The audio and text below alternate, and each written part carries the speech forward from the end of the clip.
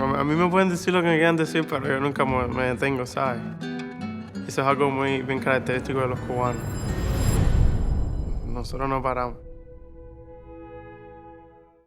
Roberto Salinas, welcome on that short Q&A dedicated to your beautiful documentary called Cuban Dancer, what we call a kind of Billy Elliot documentary path about a young man called Alexei who is entering or it's trying to draw to figure out a future career in the ballet world between Cuba and then Florida.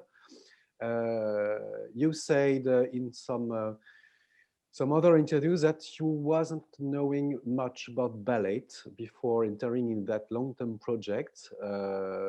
But as a spectator, we have exactly the contrary feeling because you are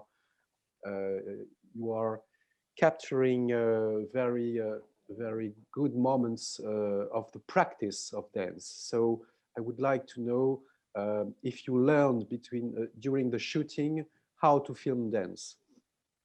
Oh, that's interesting. Yes, well, I've said before that I didn't know much about ballet, but this was like positioning me in a humble position with respect to many experts of ballet. It's not completely accurate that I didn't know a lot about performing arts, though, because my background is in theater. I graduated from the University of Rome in History of Theater, so I studied performing arts. So I knew a lot about being on stage and being a performer before entering this project. But it's true that my previous works have not been focused on art and performing arts, have been more political or other topics, especially migration, for example, which is another important topic in the film. But yeah, with regards to dance, I spend a lot of time with ballet dancers with this project. I spent a lot of time initially in Cuba, where I was lucky to have, well, the co-author and choreographer of this film is a very talented Cuban choreographer and writer, Laura Domingo. And she's the one who opened the doors of the ballet school for us. And basically allow us to spend a lot of time at the school. From the camera work perspective, at the beginning, I was uncertain on how to frame and how to capture that energy that was so amazing that really captured me when I entered the first time at the school. You know, that was my initial traction. When I got into that place, I was completely captivated, fell in love right away. Because it's a natural set, it's full of beautiful light, and it's full of amazing young dancers and teachers. So I guess in this case, the trick was having enough time, which means that I spent about a year in Cuba and about 6-8 months continuously following the life of the school. And very on the process, I realized that if I wanted to capture what I wanted, I needed to stay small. I have a very, very small crew. In fact, the crew, most of the time, it was just me with a small portable camera and a microphone. And from time to time, I had the help of some other camera operators or sound recordists. But most of the time, it was me alone filming. And that created also a space for me to live inside that very lively space I was living in. And that's about it. By trial and error, I shot a lot of footage and started to realize what was the best way, where to position myself during classes, where to position myself during the breaks, and also creating a dialogue and a relationship, not only with Alexis and his family, but with the school, with the other students, with the teachers, getting them to trust me, and also playing with them. You know, there is a lot of energy and there is a lot of life in this film. It is because these people, they are like in that particular stage of life where life is exploding, the energy is really exploding for them. So after a while, a little adjustment, wasn't that difficult in the end. It was actually quite fun.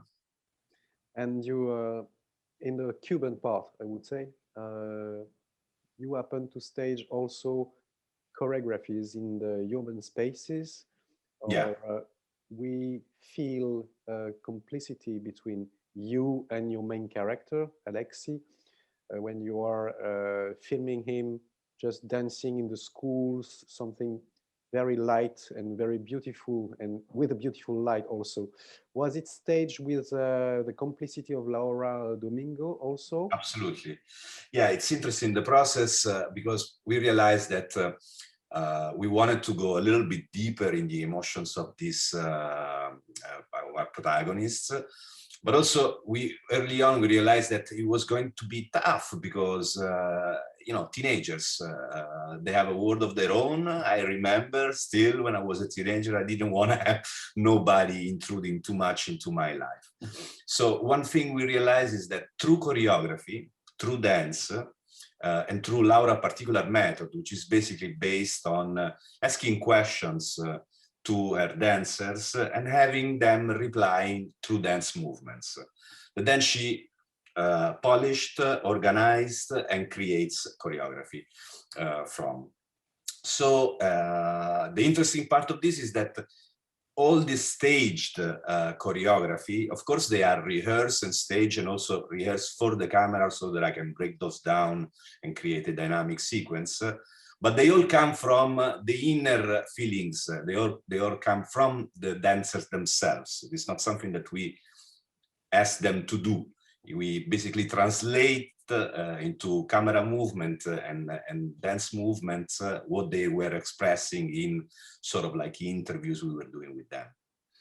And this is also part of the process that allow us to empower them in a way of the filming process. It's not only us, we are filming you, but it's you are participating with us in this film we are doing together. And that was, I think it worked well, and it was also very good for us because it made us feel much closer and created a bond that is still there. We're still feel we are very good friends with most of them, most of those people, yeah. So you are filming his life in Cuba, and then it happens the migration to Florida, and then the complete change of life and of an environment, and he has to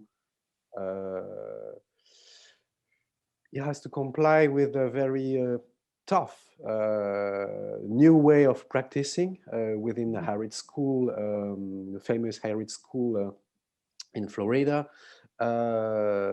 You already know as a filmmaker that there will be that change.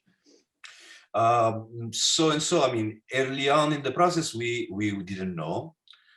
We knew that they had a long ongoing process for obtaining a visa for reuniting the family.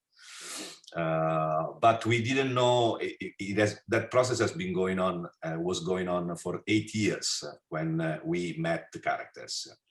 So, but by chance, it so happened that because it was the end of the Obama administration, because there was this brief moment of opening between Cuba and the US brought by Obama, they make the leap, they obtained the visa and decided to go. And we were there. So we were there filming that process of them realizing that time was come, and then getting ready, saying goodbye, and then arriving. It's funny because, I mean, Cuba, Miami, it's a very short flight. It's not even 40 minutes, but you move completely from one galaxy to another, you know? And so, yes, when we realized that, that they were going to leave, we decided that we were going to follow them as well.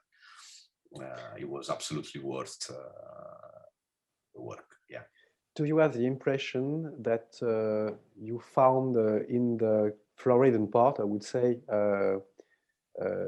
how did you find the right distance between you as a friend of the family with your camera, sorry, friend of the family with your camera, and the fact that we have somehow the impression that Alexis is also counting on you to, I would say, to be tougher and to resist to the complete turmoil he's going through. You were mentioning just before that the complete change of galaxy and the longing for the country he left, her boyfriend, her girlfriend also, and the fact that he has to not to betray his parents and to go on, to keep on going with completely different methods of dancing and practicing dance. Yeah. Well, I don't think, I think that you pointing out that the camera was somehow a friend of the family, I think that never changed. There are instances in documentary filming when you have to confront your subject, when you have to, ask the second question, put them on the wall and ask for things. This is not the case. This is not that kind of film. This is an empathic kind of process. We weren't there to expose some deepest or dark secrets of the family. We were there to really portray a human experience. And in that sense, we were very lucky to find Alexis and his family because they were so open with us and so open with the camera.